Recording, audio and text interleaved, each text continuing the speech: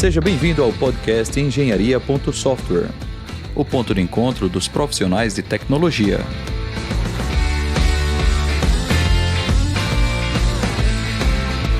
Olá, seja bem-vindo novamente a um novo episódio aqui do podcast Engenharia.software. Eu sou Rodrigo Rebouças, professor do Departamento de Ciências Exatas da Universidade Federal da Paraíba, e este é um projeto de extensão também do nosso departamento, o Departamento de Ciências Exatas, aqui no Campus 4, em Rio Tinto, Paraíba, Brasil. Se você não conhece aqui Rio Tinto, a gente fica perto de João Pessoa, dá mais ou menos em torno de 1 hora de viagem, tá? Estiver passando por aqui, quiser conhecer nosso campus, nossa universidade, seja muito bem-vindo, bem-vinda, tá bom? É só dar um alô, tá bom? Bem, nesse episódio, nós vamos conversar sobre blockchain, tá? E blockchain é uma tecnologia muito conhecida pelas criptomoedas, né? Essas moedas que a gente tem aí Ethereum, Bitcoin, Isso, obrigado, Datadog, Jonathan. um monte de coisa aí. O Vai indo Ethereum, embora. Bitcoin e tal, né? Ou seja, um monte dessas moedas, criptomoedas por aí, e inclusive várias polêmicas relacionadas aí a empresas que têm feito, né, sabotagem aí com seus clientes, né, através de estão roubando ou então perdendo a posse dessas bitcoins. Enfim, nós vamos conversar sobre essas coisas, tá? E para conversar sobre isso, nós temos aqui o Jonathan, que está comigo, co-host, e a Daisy. E aí, Jonathan, tudo bom? Daisy, tudo jóia? Tudo ótimo. Muito bem. Daisy e Jonathan são aluno e aluna, né? Quer dizer, Daisy, aluna, Jonathan, aluno lá dos cursos de Sistemas de Informação e de Licenciatura em Computação do nosso campus, tá? E para conversar com a gente sobre criptomoedas, na verdade, blockchain, tá certo? Estamos aqui com o professor Daniel Faustino. Daniel é colega lá do nosso departamento de Ciências Exatas, tá? E ele é especialista em segurança e em multimídia em geral, tá? A gente costuma dizer que Daniel é especialista em várias coisas, em tudo, que é um cara que de tudo sabe falar e explicar e é fantástico. E aí, Daniel, tudo jóia, cara? Tudo bem contigo? Fala, Rodrigo, tudo jóia? Em primeiro lugar, gostaria de agradecer pelo convite para participar do podcast. Já sou fã desde o primeiro episódio, tenho acompanhado as produções de vocês, sempre de alta qualidade. Dar um oi aí também para a Jonathan, para a Daisy, espero que eu possa contribuir em alto nível, como tem sido aí com todo mundo que vocês têm entrevistado. Beleza? Valeu, Daniel. Valeu. Bora. De antemão, muito obrigado aí pelo teu tempo e disponibilidade, tá certo? Conversar com a gente sobre esse assunto, né, que é um assunto meio, digamos assim, difícil, né? Assim, as pessoas escutam muito sobre Bitcoin, sobre as moedas, as criptomoedas, ouvem falar de blockchain, e até para explicar sobre blockchain, entender o conceito que está por trás, né, as tecnologias por trás, não é um assunto trivial, né? E aí, assim, apesar de que naturalmente nós vamos conversar sobre criptomoedas aqui, sobre como funciona essa coisa toda, mas o nosso foco nesse episódio é de fato entender aplicações de blockchain, né? Ou seja, o que a tecnologia, né, do blockchain pode nos ajudar, que aplicações a gente pode usar, tá certo? Em que aplicações nós podemos usar blockchain no nosso desenvolvimento de software, tá? Na nossa rotina e tudo mais. Beleza? Então, é mais ou menos isso. Vamos querer desmistificar a tecnologia e entender métodos e aplicações da tecnologia no nosso dia a dia de desenvolvedores de software. Tá legal? Então, bem, começando pelo começo, Daniel, tu podia explicar para a gente o que é blockchain, o que está por trás da tecnologia? Tá, então, assim, trazendo um pouco do que seria a definição do blockchain, né, como o Rodrigo já adiantou aí no começo, é um tema que realmente é um pouquinho complexo, como quase tudo que envolve a área de segurança. As pessoas geralmente focam mais na questão da financeira, né, da moeda, mas acaba sem, no final das contas, tentar entender como é que funciona por debaixo dos panos essa tecnologia, né? Então, trazendo de uma forma bem simplificada, a blockchain é um banco de dados distribuído, né, que permite a criação e manutenção de registros imutáveis de transação, né? Mas, assim, bancos de dados distribuídos nós temos aos montes, né? O grande diferencial da blockchain é essa questão de Uma vez que eu crio um registro e coloco nesse banco, ele é imutável, ele não pode ser alterado, né? E como é que isso se dá? Isso se dá justamente porque a blockchain, como o próprio nome já diz, né, ela é uma cadeia de blocos, onde cada bloco possui um conjunto de transações. Certo. Agora, só para eu entender aqui uma coisa. Tá. Alguém que está nos ouvindo aqui pode pensar, é um banco de dados distribuído. A gente não está falando de um banco de dados relacional, né? É um banco de dados, ou seja, é um mecanismo onde você guarda informação de forma distribuída. Não é assim? Exatamente. É E a isso? Tá. informação Então, que é guardada nesse grande nesse banco aí são banco, conjuntos de transações. Tá? conjuntos de transações, que Conjuntos de são os transações. blocos. São blocos de transações, é isso? Isso, nós temos os Perfeito. blocos que são compostos por um conjunto de transações e essas transações é que são imutáveis, tá? Perfeito. Então, o que é que garante essa imutabilidade? É justamente essa cadeia de blocos, né? Cada bloco possui um conjunto de transações e tem uma informação adicional, né? Cada bloco ele possui uma informação adicional que é o hash que identifica unicamente aquele bloco. Aí vem a primeira palavra difícil, né? O que é um hash? Aí eu gosto de fazer uma analogia, quando eu estou conversando com meus alunos, com a impressão digital, né? De uma característica biométrica do ser humano. A impressão digital identifica cada indivíduo unicamente e universalmente, né? Então eu gosto de dizer que o hash, ele é uma característica, é uma informação que identifica unicamente um dado, tá? Então quando eu coleto um conjunto de transações e monto um bloco na blockchain, eu calculo essa impressão digital desse bloco, associo a ele, e eu associo a ele também a impressão digital do bloco anterior. Então, para o cálculo da impressão digital do bloco atual, eu utilizo o bloco anterior. E isso me dá um encadeamento de blocos. Se a gente fosse falar aqui um pouquinho de uma forma mais técnica, lembrando aí das aulas de estrutura de dados, a gente teria uma lista encadeada, né? Uma lista encadeada onde cada elemento da lista tem um ponteiro para o próximo elemento da lista. No caso da blockchain, esse encadeamento é dado porque o bloco atual é construído, a impressão digital dele, a partir da impressão digital do bloco anterior, certo? Uhum. Daniel, essa parte do REST, cada bloco tem o seu, então isso que diferencia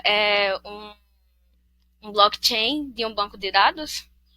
Exatamente. O que diferencia uma blockchain de um banco de dados convencional é essa questão, justamente ter esse encadeamento de blocos através dessa impressão digital que identifica unicamente cada bloco. E isso é uma característica importante. Por quê? Porque se você alterar qualquer informação desse bloco, essa impressão digital ela muda totalmente. Então você não consegue alterar uma informação e conseguir calcular a mesma impressão digital. Isso é o que garante a imutabilidade. Né? Se vier um indivíduo malicioso e dizer, como os dados são públicos, vou acessar essa base de dados, vou lá em uma transação que Daniel eventualmente tenha feito para Rodrigo, por exemplo. Daniel transferiu um Bitcoin para Rodrigo, hipoteticamente, tá, Rodrigo? Não é real, não. Eu acho que nesses exemplos é bom a gente fazer na prática. Você pode agora transferir um Bitcoin para mim e a gente vai explicando passo a passo como isso acontece. Não, vamos deixar isso para o próximo podcast. Só um parênteses. Quanto é que está custando um Bitcoin hoje? Cara, a cotação varia bastante. Sim, mas quer dizer, não é bem hoje, ou seja, neste minuto em que nós estamos... Neste minuto ele está valendo R$133 mil, né? Só para troco de bodega, né? Podemos fazer o exemplo com meio Bitcoin, mas tudo bem, vamos em frente. Ficar mais barato, né? Então imagina aí que eu estou transferindo meio Bitcoin para Rodrigo, tá? Então eu gero uma transação e essa transação entra em um bloco, tá? Então um bloco é composto por um conjunto de transações, como se fosse uma listinha ali de transferências, no caso de moeda, né? E aí esse bloco ele entra na rede, é validado, faz parte agora da rede, da cadeia de blocos, né? Então imagine que um indivíduo malicioso ele acesse lá esse bloco em que eu fiz a transferência para Rodrigo e ele abre lá essa transferência e edita. Não, Daniel não transferiu meio Bitcoin para Rodrigo, ele transferiu 2 Bitcoins para Rodrigo. Ele vai lá, edita essa transação e salva no bloco, né? Para ele poder salvar essa transação no bloco, ele tem que recalcular a impressão digital desse bloco, concorda? certo? Só que para ele recalcular a impressão deste bloco, ele tem que recalcular a impressão digital de todos os blocos seguintes, porque todos os blocos seguintes dependem desse bloco atual que ele alterou, certo? E isso é um esforço muito grande, que à medida que ele está fazendo esse recálculo de transações, toda a rede já está selecionando novas transações, já estão calculando novos blocos e adicionando novos blocos a essa cadeia. Então, uma coisa muito interessante, muito curiosa da blockchain é que quanto mais no passado o seu bloco estiver, mais seguro ele é. Por quê? Porque ele exige a alteração dos dados do bloco em questão e de todos os blocos seguintes para ele poder conseguir fraudar, né? Então, o passar do tempo te dá cada vez mais segurança para aquela transação. Isso é uma coisa bem interessante que essa estrutura de dados de blockchain nos dá, certo? Então, ela mais ou menos funciona dessa forma, né?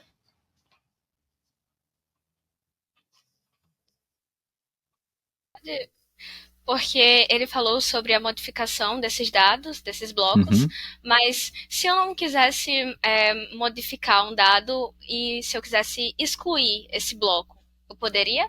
Certo. Vamos lá. Boa pergunta. Não, ótima pergunta. Se mudar é custoso, mas e se eu quiser excluir, né? Apagar. Isso. Exatamente. Então, o excluir seria um caso especial de mudar, né? Sim. Então, se Daisy vai lá ou pede para alguém, ou alguém que ela não conheceu, ela só ficou sabendo do caso, para não colocar. Mas um indivíduo foi lá e apagou um item do bloco, então imagine que para a estrutura se manter íntegra, remover um bloco lá do meio do caminho, você tinha que depois reconectar o anterior a ele e o depois a ele para poder a coisa fazer sentido, né?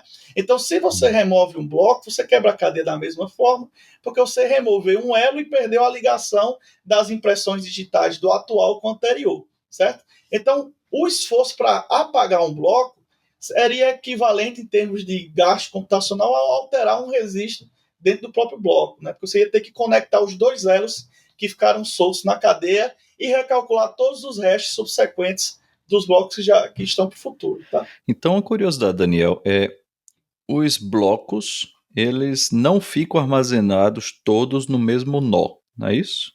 Não, todos os nós da blockchain possuem a cadeia toda. Inteira. A cadeia inteira. Não necessariamente instantaneamente, mas depois de um tempo, quando os nós sincronizam, né, todos eles possuem a mesma cadeia de blocos com todas as transações. Tá. Para ser mais técnico, em algumas implementações de blockchain, você pode, sendo nó, escolher ter a cadeia toda ou não, mas a grosso modo todo mundo tem a mesma cópia, a mesma versão da blockchain. Tá, então isso significa que, vamos lá, se você transfere meio Bitcoin para mim, e depois eu transfiro esse meio Bitcoin para Jonathan, e depois Jonathan transfere meio Bitcoin para Daisy, certo? Isso. Então nós temos 3 transações aqui, uma para mim, para Jonathan e para Daisy. Essas 3 transações, elas vão estar, digamos que o meu computador está na rede, né? Então ele tem o software do Bitcoin, ou do Bitcoin, digamos, da blockchain, né? Instalado no meu computador, e aí no meu computador eu vou ter o registro dessas 3 transações. A sua transação para mim fica registrado com uma impressão digital, o hash. Quando eu vou transferir para Jonathan, então a transferência para Jonathan vai incluir a impressão digital dessa primeira transação entre nós dois, não é isso? Daniel e... Só falar. Explicando direitinho.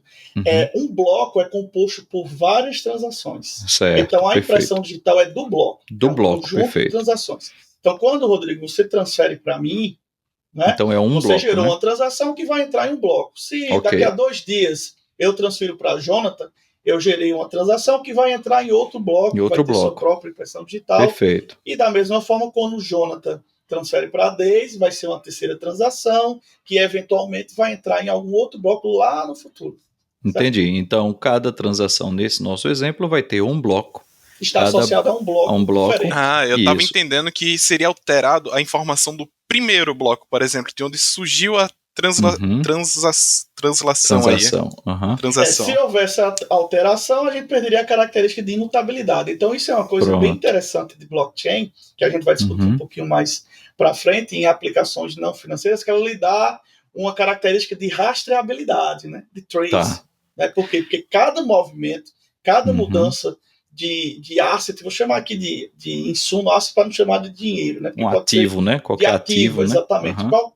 Toda vez que um ativo muda de dono, de pessoa, ou de holder, né, de pessoa que tem aquilo, você gera uma transação para associar aquela mudança de ativo de dono. Perfeito. Certo. E aí, só para eu entender o nosso raciocínio aqui. Então, nós temos 3 blocos para essas nossas 3 transações, ok?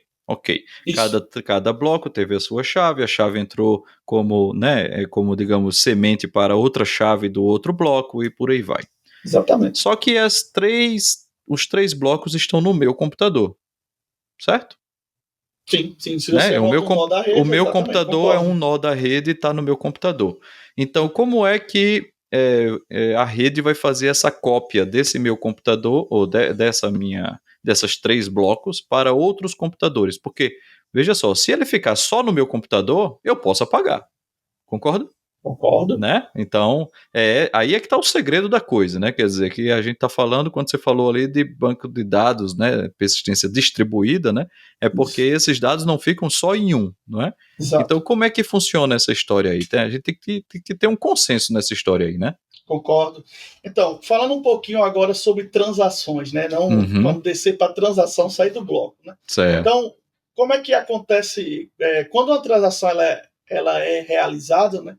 Ela é enviada para isso é uma metáfora, um pool de transações. Ali tem um conjunto de transações que ainda não fazem parte de um bloco, né?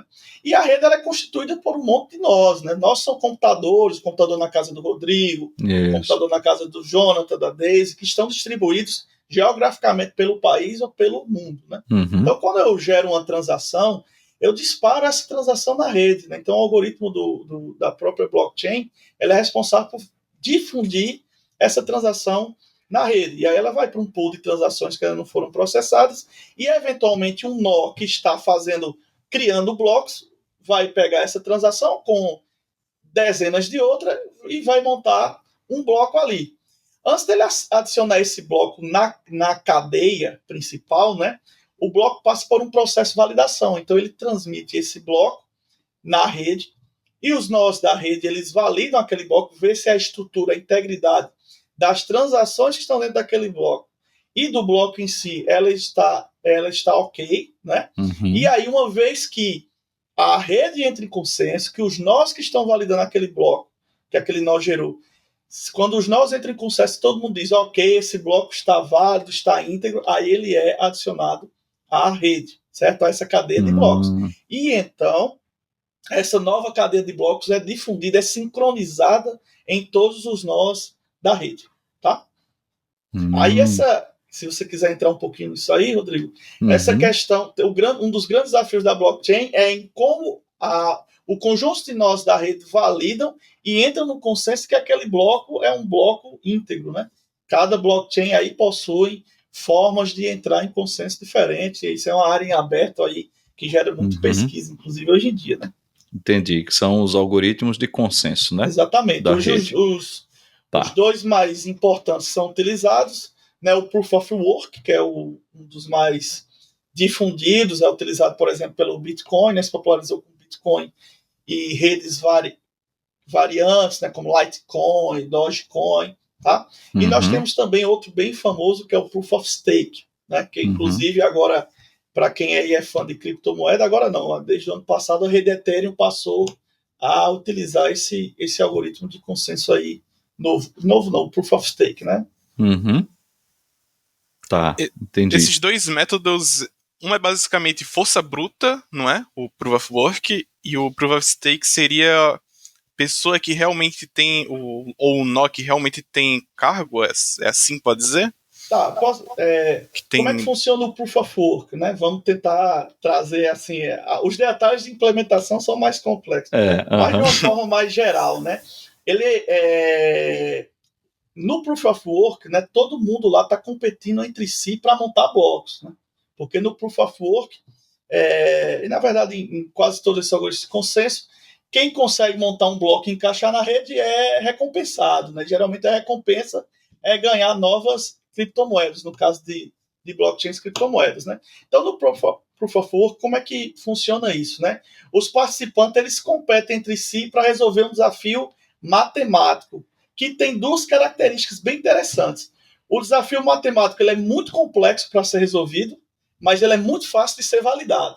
Então, por exemplo, eu, Rodrigo, Jonathan, nós iríamos quebrar muito a cabeça para conseguir resolver esse desafio aqui. Mas se, por exemplo, Rodrigo conseguisse resolver, rapidamente eu, Jonathan e Deise íamos conseguir olhar para o problema e para a resposta de Rodrigo e dizer, realmente, Rodrigo resolveu o problema e a resposta está correta, tá? Então, o Proof of Work funciona dessa forma.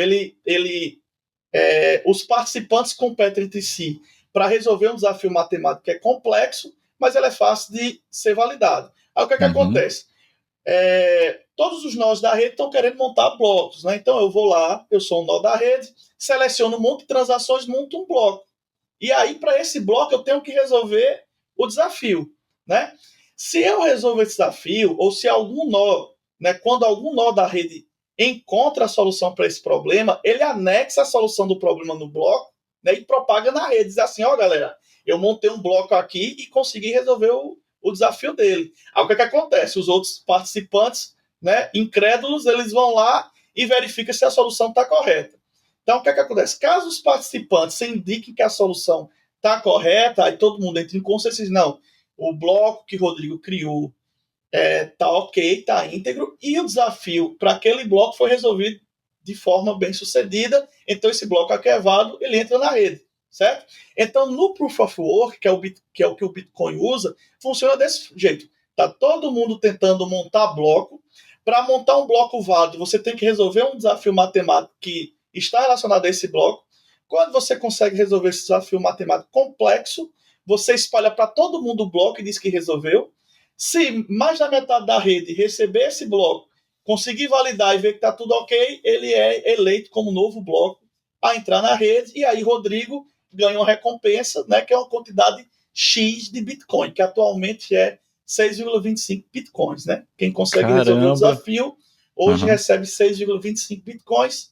Aí, se vocês querem saber mais ou menos quanto é isso em real, pega a cotação aí, que hoje está 133 mil e multiplica por 6,25. Tá? Mais de 600 mil reais, né? Pois, exatamente. Aí tem uma crítica grande a esse algoritmo. Por quê? Porque como ele é um algoritmo para resolução do desafio matemático complexo, ele exige muito poder de processamento e muito tempo de processamento de máquinas, né? E isso leva a um consumo exagerado de energia, né? Então, muitas das pessoas que são críticas à tecnologia blockchain, na verdade, elas estão sendo críticas a coisas como esse algoritmo de consenso prova de trabalho, que realmente gera um consumo exagerado de energia por parte dos nossos que estão ali na rede tentando descobrir novos blocos, que no caso desse algoritmo é chamado de minerar novos blocos. Daí vem o nome minerar, né, que é também um termo que todo mundo usa aí no dia a dia quando fala de criptomoedas. Tá? Minerar nada mais é do que resolver esse desafio, conseguir encaixar um bloco novo e ganhar novos bitcoins, por exemplo, no caso do Bitcoin. Tá? Bem, tudo bem. Seguindo aqui... Opa, pode falar, Jonathan. Não, mas só uma coisa que eu estou pensando aqui, em quem não é habituado com a coisa do sistema distribuído, da coisa de segurança e tal, só para entender que quando você fala em o consenso e tudo mais, é tudo algoritmo, não são pessoas que estão lá tentando verificar, validar resultados de cálculos e tal, né? Ou seja, as máquinas de forma autônoma, né, de acordo com esse algoritmo distribuído, que está em todos esses nós, os algoritmos vão já interagir entre si e ficar validando essas coisas, né? Ou seja, a gente não tem, digamos que o dono da máquina, a pessoa, eventualmente vai ver que o desafio foi concluído e ele vai receber o benefício sobre isso, né? Mas a conta matemática, o esforço e o processamento entre os pares é todo automático dentro de uma rede na internet distribuída, né? Assim como uma rede de torrent, por exemplo, né? Para quem já usou torrent, né? Que você tem os nós todos isolados, autônomos e interagindo entre si né, para viabilizar a transferência dos arquivos. Aqui são os nós entre si interagindo para permitir a validação das cadeias, né, assim? Exatamente. Inclusive, essa é uma das grandes características que popularizou a tecnologia, né?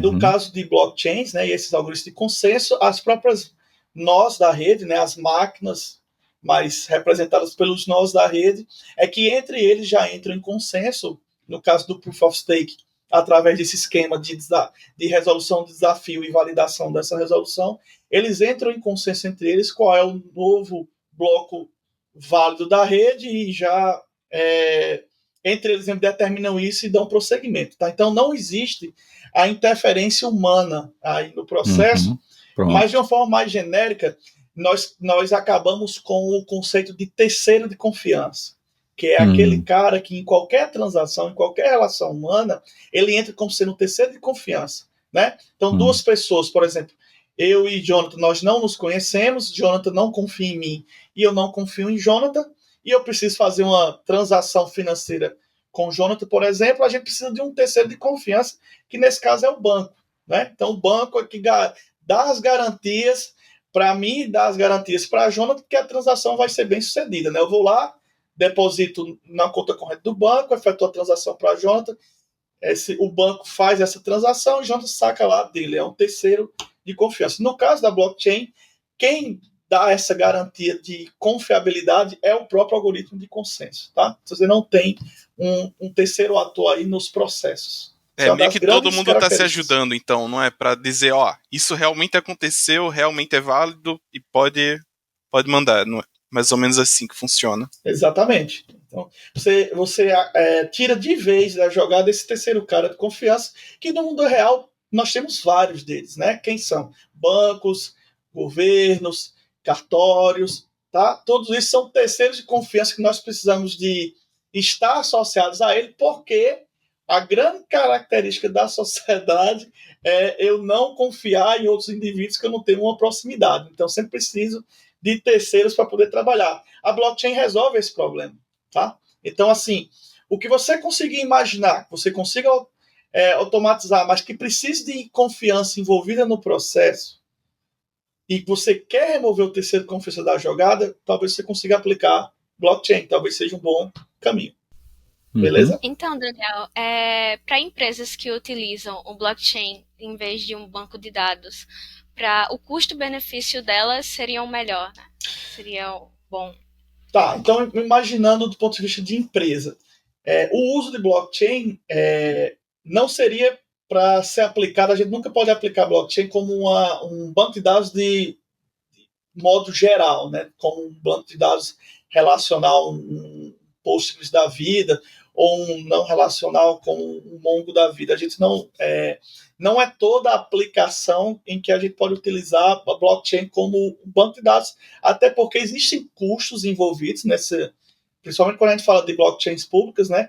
Existe um custo envolvido nessas transações que pode, na verdade, inviabilizar do ponto de vista financeiro a empresa, o projeto, enfim. A blockchain, do ponto de vista de empresas, ela pode ser aplicada para resolver questões específicas, né? Como, por exemplo, qualquer coisa que envolva registro de transações, qualquer coisa que você queira remover o terceiro de confiança da jogada, né? Aí a empresa, para esse problema específico, ele pode realmente aplicar blockchain, né? Para resolver esse aspecto específico de um problema dele. Conformidade, auditoria, rastreabilidade, nesse tipo de coisa, aí realmente a empresa pode colocar blockchain já jogada para poder realmente auxiliar, porque você remove o terceiro de confiança da jogada e você tem a garantia de um banco de dados imutável. Tá? Aí é interessante, foi bom ter essa pergunta de Deise, é interessante porque existe um custo de armazenamento, né? Então, se a gente considera, né, que cada nó vai armazenar a cadeia inteira, né? Todo o conteúdo, digamos, da rede, não é assim? Assim, todas as transações estão armazenadas nos nós, não é assim? Então, você não pode armazenar o conteúdo em si, você armazena meio que a impressão digital do conteúdo, não é assim? Exatamente. Né? Você Então, armazena insumos que isso, conseguem associar as transações àquele conteúdo, né? aquele Pode ser uma conteúdo. impressão digital, né, que é o mais Pronto. comum para se colocar, ou um conjunto mesmo de metadados estruturados ali que Certo. identificam unicamente aquele conteúdo, né? Uhum, Quando você faz isso, você associa aquele conteúdo duas características bem interessantes. A primeira é uhum, a prova de existência, uhum, certo? E a segunda é a imutabilidade do próprio, a integridade do próprio conteúdo. Você pode a qualquer momento, por exemplo, se você registra na blockchain a impressão digital daquele conteúdo, você pode a qualquer momento ir lá, pegar essa impressão digital, pegar o conteúdo e ver se o conteúdo continua íntegro, né? Recalculando a uhum. impressão digital e comparando. Mas mais do que isso, você consegue ali, por o registro ser imutável e ter uma marcação de tempo, né, de relógio, você tem uma Uhum. prova de existência daquele conteúdo. Você consegue Certo. garantir que a partir daquele momento, pelo menos a partir daquele momento, aquele conteúdo já passou a existir. E isso é uma característica também que é muito utilizada. Por exemplo, pela indústria, tem sido utilizado pela indústria da música, pela indústria de filmes, produção de Uhum. conteúdo, para garantir prova da existência de conteúdo, propriedade intelectual e coisas do tipo, né? Uma coisa que é muito Uhum. bastante aplicada também, porque você tem essa prova de existência daquele dado. Interessante. Então, por exemplo, se eu escrevo um livro, né? Então eu tenho um PDF aqui que dá uns 20 megas, certo? Esse PDF. Certo. Então eu não vou armazenar o PDF na blockchain. Não é isso? Eu vou fazer uma chave dele, o identificador desse PDF e dizer que um arquivo com essa chave está registrado lá na blockchain como minha autoria, né? Dizendo uma transação, dizendo que o Rodrigo é autor do livro com essa chave. É assim? Então eu preciso Exatamente. ter uma aplicação fora da blockchain para armazenar o livro, né? Não é assim? Então, se eu Exato. Então perder. deixa eu ver se eu entendi. Hum. Ela não armazena dados, ela só diz que tal dado é de tal coisa. Ou de pessoa. Eu acho que ela armazena o dado, mas o dado que é armazenado é a assinatura do dado real, né? Digamos assim, é o metadado, uma descrição do dado real. Até porque senão já pensou os HDs desses Dos computadores nós do seria mundo gigantesco. e eu seriam absurdos, né? Porque seria que Do, ter uma cópia de todos os documentos, né? do ponto de vista técnico, algumas blockchains até permitem, se você quiser colocar o Aham. PDF completo lá, o PDF de Rodrigo aí do livro, de 20 Uhum. mega, né? Algumas Uhum. blockchains permitem, porque os campos de dados delas não têm tamanho, são ilimitados, né? Teoricamente Certo. ilimitados. Por exemplo, o Bitcoin não permite. O Bitcoin tem um tamanho de campo de dado fixo, são 80 bytes. Você não consegue colocar mais que Uhum. 80 bytes lá, mas outras blockchains permitem que você coloque o tanto de dado que você quiser. Tá. Só que você é desencorajado a fazer isso, porque quanto mais dados você coloca na transação, mais cara vai ser para você inserir essa transação na blockchain. E caro, gente, quando eu estou falando caro, é muito caro mesmo, porque olha aí, olha, o Bitcoin, por exemplo, a cotação de 133 mil reais e a transação é cobrada por bytes, né? Então, o Ethereum também tem uma cotação alta, então é caro colocar muito dado na blockchain. Então, o que nós fazemos geralmente é não colocar o dado em si, e sim uma impressão digital daquele dado, né? Um hash que identifique unicamente aquele dado, que já dá essa garantia de prova de existência dele, né? Como é que eu associo esse dado a Rodrigo, por exemplo?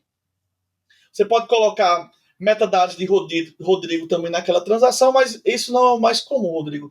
O mais comum é você ser o detentor da carteira que executou a transação de registro, né? Então, se Rodrigo pegou o livro dele, calculou a impressão digital, montou uma transação saindo do próprio endereço de Rodrigo para outro endereço qualquer ou para ele mesmo, né? Como o Rodrigo é o dono daquele endereço, eu já consigo inferir que só quem poderia ter feito aquela transação, se Rodrigo não teve seus dados roubados, obviamente, né, expostos, só quem pode ser feito aquela transação é Rodrigo. Então ele é o dono da transação, é o dono daquela impressão digital e é o dono daquela prova de existência. Entendeu? Perfeito.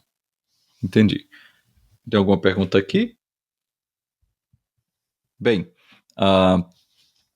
outro ponto... Bem, agora vamos pensar no seguinte, Daniel. A gente desenvolve software, né? certo? Então, aqui é um podcast sobre engenharia de software, pessoas que desenvolvem software. E quais seriam, assim, as aplicações? Você já antecipou alguns pontos, né? Mas, assim, aplicações práticas do uso de blockchain que não seja apenas para criptomoedas, né? Entendeu? Assim, então, eu estou desenvolvendo aqui um site de comércio eletrônico, eu estou desenvolvendo aqui um site, um sistema de informação, tá certo? Para uma empresa, onde eu posso usar blockchain, digamos assim, para resolver problemas.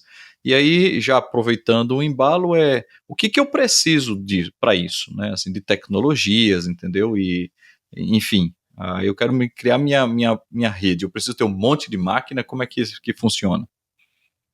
Tá, se você quiser, eu falo logo sobre tecnologia, depois a gente entra em Pronto. aplicações, que eu acredito que nós vamos Perfeito, passar vamos um lá. tempinho aí em relação a aplicações.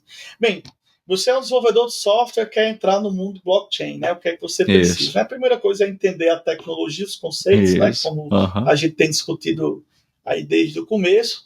E a partir daí, né? Em função de para onde você vai caminhar, nós temos várias blockchains diferentes que são construídas em bases tecnológicas diferenciadas, tá? Mas eu vou trazer como exemplo para vocês um roadmap se você quer ser um desenvolvedor Ethereum, né? Que é uma blockchain bem popular, é uma das que é mais utilizada hoje em dia para o desenvolvimento de aplicações, né, descentralizadas. Então, assim, para você desenvolver aplicações para o Ethereum, algumas das ferramentas que são muito utilizadas são, primeira coisa, uma linguagem que o próprio Ethereum tem, que permite com que a gente desenvolva aplicações para ele, é o Solidity. Então, se você quer ser um desenvolvedor de aplicações baseadas em blockchain descentralizadas, é uma boa você estudar a linguagem Solidity. Ela é uma linguagem, ela é bem parecida com JavaScript, tá?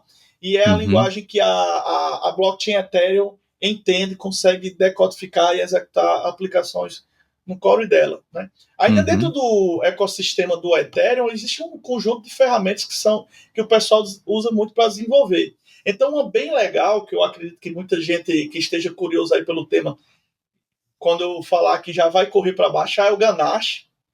O Ganache, ela é uma ferramenta que ela permite que você rapidamente, assim, coisa de 5 minutos, monte sua blockchain Ethereum e rode ela localmente no seu computador, tá? Para poder fazer testes, para experimentar a tecnologia. Então você baixa o Ganache, ele é uma ferramenta ali, com 3, 4 cliques você está com uma blockchain Ethereum sua rodando na sua máquina, tá?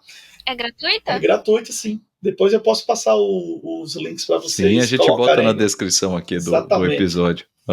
E outra ferramenta bem legal é o Truffle, que é uma suíte de desenvolvimento. Ela tem integrada ali uma IDE, ela tem integrada ferramentas para programação em Solidity, para compilação dos programinhas escritos em Solidity, permite também definir testes de unidade, executar esses testes. Lá dentro tem uma suíte completa para desenvolvimento, tá?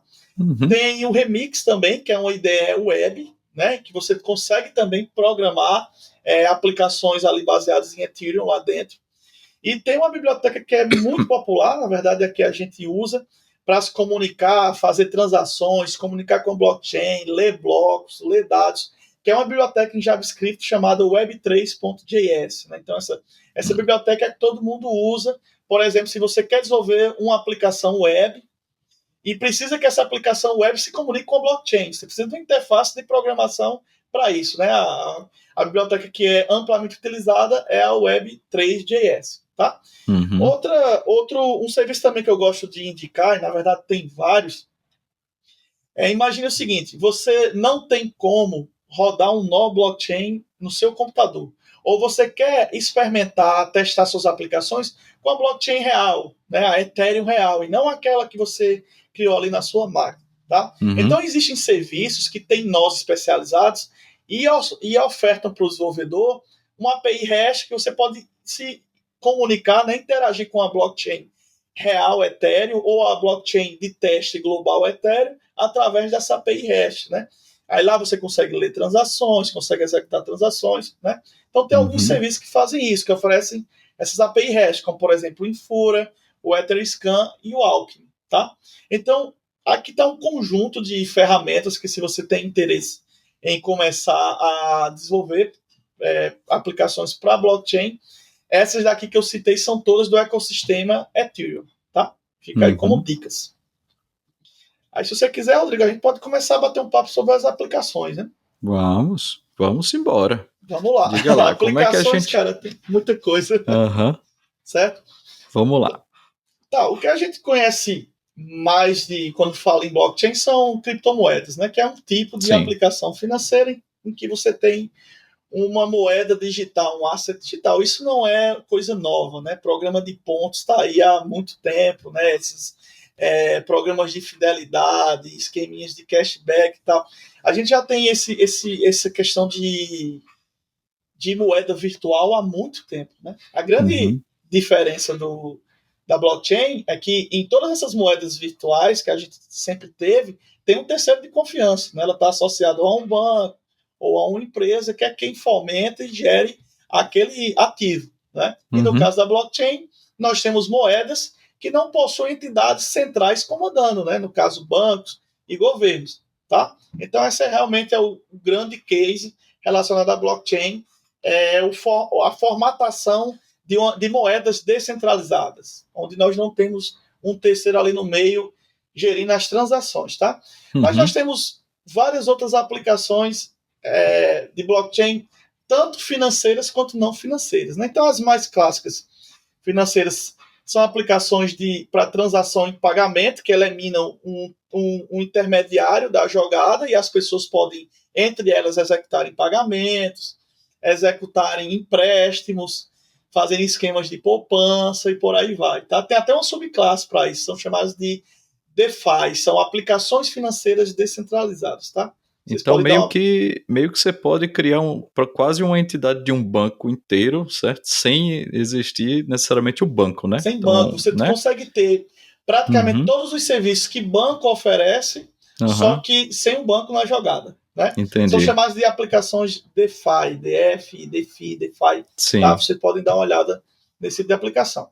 Mas, enfim, saindo um pouco dessa questão financeira. Né? Questão financeira, a blockchain ela é aplicada em vários outros contextos. Afinal, intermediários existem vários tipos de aplicações, não só financeiras, né? Então, por exemplo, na área de rastreabilidade e autenticidade, né, a gente consegue aplicar blockchain para justamente fazer o rastreamento da proveniência, né, de onde provém e da autenticidade de produtos, né, garantindo a origem do produto, a qualidade dos itens, como, por exemplo, rastreabilidade de alimentos, produtos de luxo, obras de arte, medicamentos, né? Então, se você café, por exemplo, café já existe, inclusive, a aplicação para isso. Mas com blockchain? Com blockchain. Que massa, porque, por exemplo, quando você compra um pacotinho de café especial, né, que você olha com origem certificada e tem lá um QR Code, e aí você vê até o nome da empresa e a pessoa que colheu o grão na planta, né? Então tem toda a rastreabilidade de por onde passou aquele grão de café, né? Eu já vi café com esse tipo de coisa. Então tem aplicações que usam blockchain. Sim, tem várias aplicações que usam. Inclusive, eu te passo depois, mas eu já vi aplicação relacionada a café. Né? Massa. Mas geralmente os produtos que existem hoje de rastreabilidade são mais genéricos, né? Sim. São focados em rastreabilidade como um todo, e você contrata e instancia para o seu produto específico. Né? Eu quero rastrear café, eu quero rastrear arroz, eu quero rastrear obras de arte, eu quero rastrear um medicamento, certo? A indústria farmacêutica, inclusive, investe muito nessa questão de rastreabilidade de medicamentos, porque agrega valor ao produto. Né? Então, essa é uma boa aplicação do blockchain. E o caso de, por exemplo, eu tenho um troço que acontece com publicidade online, né? Então, por exemplo, se eu tenho um site que aí eu contrato o serviço de uma empresa para medir digamos, vamos ver assim, a quantidade de acessos, né, naquele site, certo? Então, e aí, digamos que eu preciso ter uma validação para poder saber se aquela medição foi correta, né? Porque a pessoa pode mentir e me cobrar mais por isso, né? Vamos lá, impressões de publicidade num site, ok? Então, digamos que eu contrato o Daniel Facebook, e aí Daniel me vende isso, ou seja, quanto mais eu mostro, né, mais eu pago, né? Ou seja, e aí como é que eu sei que Daniel de fato exibiu aquela quantidade, né? Esse seria né, da minha publicidade. Então, isso seria um tipo de aplicação. Eu poderia estar registrando automaticamente toda a impressão, né, ou clique, né, da minha publicidade numa rede blockchain, né? E eu Exato. poderia verificar se de fato foram 300 cliques, né, que aconteceram, sem ter que necessariamente confiar em você para me dizer que foram 300 cliques, né? Entendeu o Exatamente. problema? Essa é uma aplicação clara que você pode utilizar a blockchain. Trazendo isso para um problema mais genérico, que você está querendo.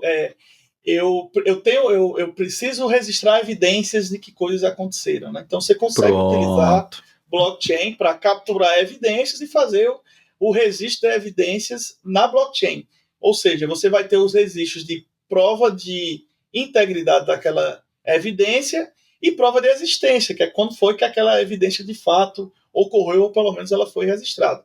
Então, sim, essa é uma aplicação em que você poderia, por exemplo, utilizar a blockchain para fazer o registro dessas evidências. Né? Uhum. E aí, uma vez que elas estão registradas, eu garanto que elas são imutáveis, elas podem ser auditadas a qualquer momento, né, pelo cliente. Exatamente. E poderia usar uma rede Ethereum, por exemplo, para registrar essas transações. Exatamente. Você poderia utilizar uma rede Ethereum, suas variações. Para esse caso, se realmente você for registrar só uma impressão digital da evidência, você pode, inclusive, utilizar qualquer blockchain, até o próprio Bitcoin, que tem mais restrições de tamanho de guarda de dados, mas para um registro de impressão digital da evidência dá para fazer também. Certo? Então eu posso usar a rede Bitcoin para uma aplicação diferente de transação financeira de moeda. Então. Exatamente. Tá. O Bitcoin, ele Essa agora foi mind-blowing, certo? Isso aí eu não tinha me tocado nisso. Uhum. Na verdade, a gente até utiliza. Ela não é muito recomendada, eu vou explicar por quê, mas é possível utilizar. Uhum. O Bitcoin, a transação Bitcoin, quando você está montando ela tem um campo reservado lá que você pode colocar dados genéricos lá. Você pode colocar qualquer informação lá, desde que ela seja limitada a 80 bytes. Tá? Uhum. Então você pode inserir dados aí quando você está fazendo uma transação de transferência de moedas. Você pode, por exemplo, transferir de você para você mesmo, né? Então o dinheiro não saiu da sua conta, mas nesse ato de transferir de você para você mesmo, você gera uma transação e no campo de dados lá você pode colocar uma evidência, uma prova de existência. Eu não te recomendo porque você vai pagar uma taxa na rede e a taxa de transferência no Bitcoin ela é bem salgada, né? Ela está bem cara. Então, assim, é possível fazer com Bitcoin, mas você tem duas restrições. Questão de custo de transação e a limitação do tamanho do campo onde você pode inserir dados. Mas é totalmente viável. Tá? E eu poderia criar minha rede, né? Toda, né? Não é isso? Assim, eu poderia, se eu for uma instituição que tem computadores espalhados por aí, eu poderia usar esses computadores como nó e fazer a minha rede e para poder registrar esses dados na minha rede. Exatamente, exclusiva. Você consegue rodar sua blockchain. Inclusive o Ganache, que foi uma das ferramentas que eu acabei de falar aqui para vocês, com o Ganache você consegue rapidamente gerar uma rede, a rede Rodrigo, né? O Ganache usa por debaixo dos panos toda a tecnologia do Ethereum, né? Certo. Mas assim, quando você roda sua rede, você pode batizar ela com o nome que você quiser, né? Existem várias redes que são baseadas em Ethereum, possuem outro nome, simplesmente porque não é a Ethereum principal, né? A Ethereum pública principal. Então, qualquer empresa pode sim montar a sua rede, rodar nós. Existe isso hoje em dia, provedores de nuvem oferecem esse serviço, né? Oferecem blockchain as a service. Você pode entrar numa IBM da vida e rodar a solução deles, que é o Hyperledger lá, e montar a sua própria blockchain, definir regras, né? Escolher o algoritmo de consenso que você quer, escolher como é que vai ser a distribuição dos tokens, como é que os blocos vão ser montados, e dar um play lá e rodar a sua blockchain customizada, né? Certo? Isso aí hoje em dia é bem resolvido. Então, Daniel, Existem dois tipos de rede em blockchains, que é a pública e a privada. A pública, ela utiliza desses nós o sistema de rede aberta, e a privada, ela precisa de uma autorização para cada nó. Existe uma diferença, se caso eu queira fazer uma blockchain, nessas duas, na transição de dados entre cada nó? Pronto. Boa pergunta, Daisy. Em relação aí você está perguntando sobre a forma de acesso à blockchain, né? E não a blockchain, a tecnologia em si, blockchain, né?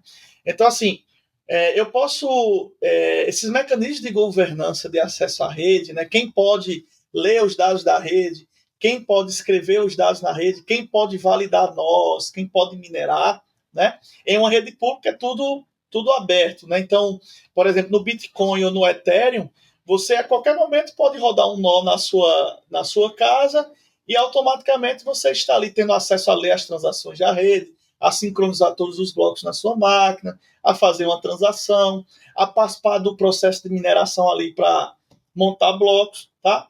Mas eventualmente você pode estar em um contexto em que você não quer que essa blockchain seja pública, qualquer pessoa acesse, leia dados, faça transações. Então, você pode montar uma blockchain e definir restrições de acesso, né?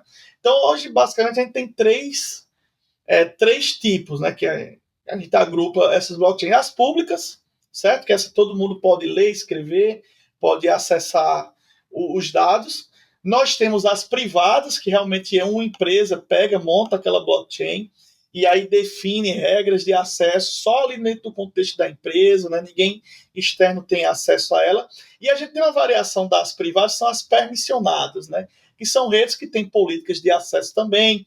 Algumas pessoas podem ler e escrever transações, algumas podem validar, né, blocos e gerar blocos, certo? E aí, quem implanta a rede permissionada, ele é responsável por definir as políticas de governança da rede. O que seria, assim, de diferença entre uma privada e uma permissionada? Né? Geralmente as privadas, isso não é regra, tá, pessoal? Mas, geralmente as privadas estão no contexto de uma empresa e as permissionadas estão num contexto maior, de um consórcio, de um conglomerado, de uma corporação, né? Posso dar um exemplo para vocês? O MEC, né, na verdade, o governo federal como um todo tem uma iniciativa do governo e-gov, né, do governo digital, e uma das ideias dele é adicionar blockchain onde for possível para operacionalizar algumas questões relacionadas ao governo. E o MEC ele tem discutido a construção a implantação de uma rede blockchain permissionada para a gestão dos dados de diplomas e históricos de alunos, né? Então, ela é uma rede permissionada, vai ser uma rede permissionada, onde cada instituição federal de ensino e as universidades particulares são um nó da rede. Então, ali você tem regras de governança, só instituições de ensino podem participar, né? Só quem faz registro de diploma no Brasil são as universidades federais e algumas particulares, enquanto outros só emitem. Então, você consegue capturar todas essas regras de autorização e governança e colocar em uma blockchain permissionada para restringir leituras, validações, criações de blocos, por aí vai. Tá? Então inclusive foi bom ter falado sobre isso, porque você participou, né, e participa, né, de um projeto exatamente de assinatura ou emissão de diplomas, né, das universidades no Brasil, não é assim? E esses diplomas, eles são a prova de existência deles, né, e a autenticação desses diplomas usam a rede blockchain que está sendo gerida aí pelo MEC, não é assim? É isso? Pronto, essa rede é privada, é segmentada ou é pública? No a rede caso que vocês desse usam? projeto que a gente participa, ela é a Ethereum pública. A ela Ethereum não é pública. ainda uma rede permissionada. Massa. Caso o MEC venha aprovisionar essa rede, com certeza nós vamos migrar para lá também. Mas o que acontece? O governo federal ele criou o conceito de diploma digital, né? Hoje em dia o diploma ele não é mais em papel, ele é um asset, um ativo digital, ele é um XML, na verdade, para ser bem técnico. E é algo parecido com a nota fiscal, né? A nota fiscal ela também é um XML, mas você recebe ela em papel porque ela tem uma representação visual lá que você recebe no supermercado, por exemplo, quando você vai lá. O diploma, mesma coisa, né? Então, os nossos alunos, quando eles se formam, eles vão receber um diploma digital, que é um grão XML, e vão receber uma apresentação visual desse diploma, que é só decorativo. O diploma, de fato, é aquele XMLzão lá digital. Tá? Então, nós trabalhamos em parceria com a Rede Nacional de Pesquisa, que tem uma solução para a emissão desses diplomas digitais e atende várias instituições federais, tanto universidades quanto institutos. E aí, nessa solução em que nós trabalhamos em parceria com a RNP, além da geração desses documentos e guarda deles, nós fazemos o registro deles em blockchain. Então, quando um XML novo é gerado, nós calculamos a impressão digital desse XML e executamos uma transação Ethereum ali entre endereço de carteira da RNP e no campo de dados da transação nós inserimos essa impressão digital desse documento. Então, todo diploma digital que é emitido pela solução da RNP, né, ele faz o registro de prova de existência desse documento na blockchain. É um exemplo de aplicação que não é financeira, né? Isso. Dentro do contexto de aplicações. Tá? Fantástico. Então, em resumo, me corrija se eu estiver enganado, mas ou se estiver faltando alguma coisa, mas em resumo, se eu tiver qualquer problema, né, na minha solução tecnológica, onde eu preciso registrar que algo aconteceu, né, uma prova de existência, né, Exato. e registrar a autoria, né, de quem é, né, ou a autenticidade, né, saber se algo é autêntico e tal, sem precisar um terceiro, né, assim, um terceiro confiável, como você falou aqui muito bem dito aqui. Então a gente pode considerar blockchain para implementar, né? Exatamente, e aí tem várias aplicações em que isso faz sentido, por exemplo, identidade digital, a sua identidade digital ela pode ser descentralizada, a área de logística, né, melhorar a transparência e eficiência na parte de cadeia de suprimentos, é muito aplicada em esquemas de votação, governança, né? Para essa parte que eu comentei com vocês de propriedade intelectual e direitos autorais, já que você tem prova de existência ali, e uma área que eu pessoalmente gosto bastante é a parte de energias renováveis e sustentabilidade, né? Já que você consegue criar ali mercados de negociação de energia limpa e renovável de forma descentralizada, né? Você consegue viabilizar aplicações para negociação de cotas e gestão de energia renovável entre produtores e consumidores. Então, essas são algumas das áreas em que blockchain pode ser aplicado aí. Fantástico, E assim, o que também para mim foi, né, assim, realmente a gente chama de mind-blowing, né, ou seja, disparou aqui no meu cérebro uma coisa nova, essa percepção de que as redes estão aí, aquilo que a gente associa como uma rede financeira, né, mas você pode usar para aplicações, né, reais, a rede Ethereum, a outra, qual é aquela de Elon Musk mesmo? A Elon Musk, né? Como é que é o nome daquela? O Elon Musk, ele gosta de fazer mexer em cima da Dogecoin lá, Doge, né? A Dogecoin é uma variação do... o Bitcoin lá, né? Rodado com outro nome. Bitcoin, né? Com outro nome. Pronto, exato, a Doge. Ali é muito mais especulativo e tal, né? Exatamente. Mas enfim, não vamos entrar nesse... nós temos redes grandes como o Ethereum, EOS, Cardano, que também chama Cardano, chamado de ADA, né? Tem várias redes públicas disponíveis aí, onde você pode plugar sua aplicação e usufrui da infraestrutura distribuída dessas redes, né? Naturalmente tem custo, né, dessas transações, mas é isso aí. Fantástico. Existem outros tópicos infinitos aqui, se a gente quiser falar sobre esse assunto, relacionado até à questão de consumo de energia e problemas que a gente está tendo, né? Quer dizer, será que isso é sustentável, né, no longo prazo, enfim, mas a gente vai deixar realmente esse tipo de discussão para um próximo momento. Eu queria fechar contigo, Daniel, com uma parte que a gente sempre fala aqui nos nossos episódios, que são dicas, né, para as pessoas que querem aprender. Você já deu algumas sugestões aí de plataformas para baixar, tal, mas eu quero estudar, eu quero aprender mais. Como é que eu faço para, né, me aprofundar mais sobre esse assunto? Que dica tu dá para a gente?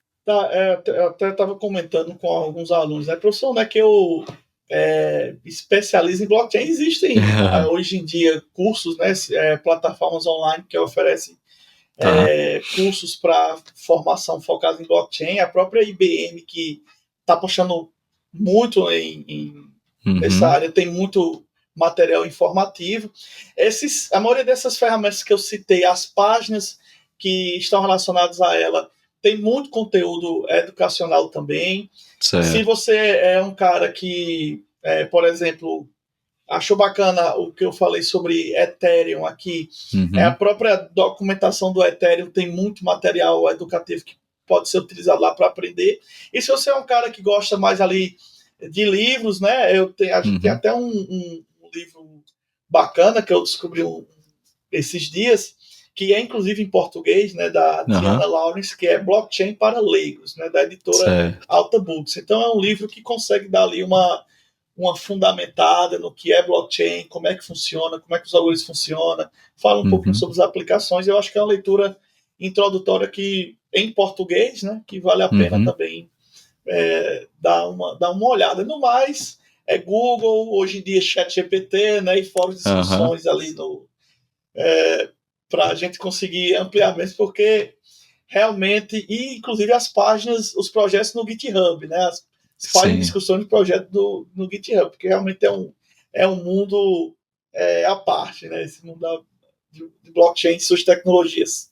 Tá, muito bem. Pois, massa, beleza. Eu acho que a gente encerra por aqui, viu, Daniel? Eu queria agradecer demais o teu tempo, tá? A disponibilidade aqui. Eu aprendi bastante nesse episódio, tá? Demais. Inclusive, para você que está nos ouvindo, Daniel comentou aqui sobre o ChatGPT. O episódio anterior foi sobre ChatGPT. Se você não ouviu, dá uma olhada lá no Spotify, no teu agregador de podcast ou no YouTube também, tá bom? Então é isso aí, muito obrigado, Daniel, aí pelo teu tempo, tá? Quiser dar um tchau aí pra galera.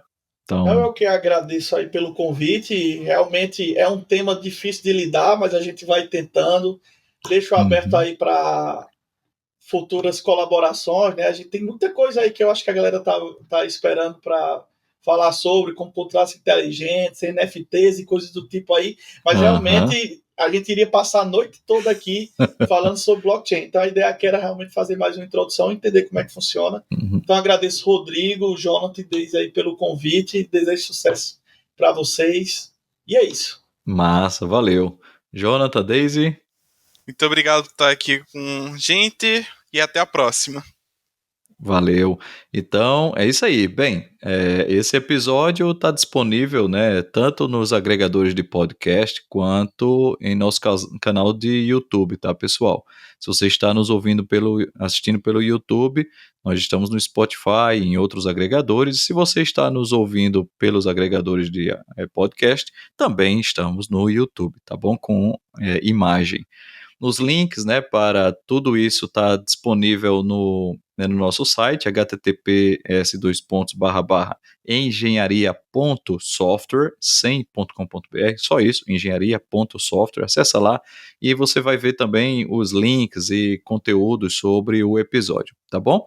Se você gostou, compartilhe com seus amigos e conhecidos, tá bom? Deixa lá um comentário pra gente na nossa página, fale com a gente lá pelo Instagram também, e se tiver algum feedback pra gente, por favor, isso aqui é um projeto, estamos constantemente aprendendo, tá?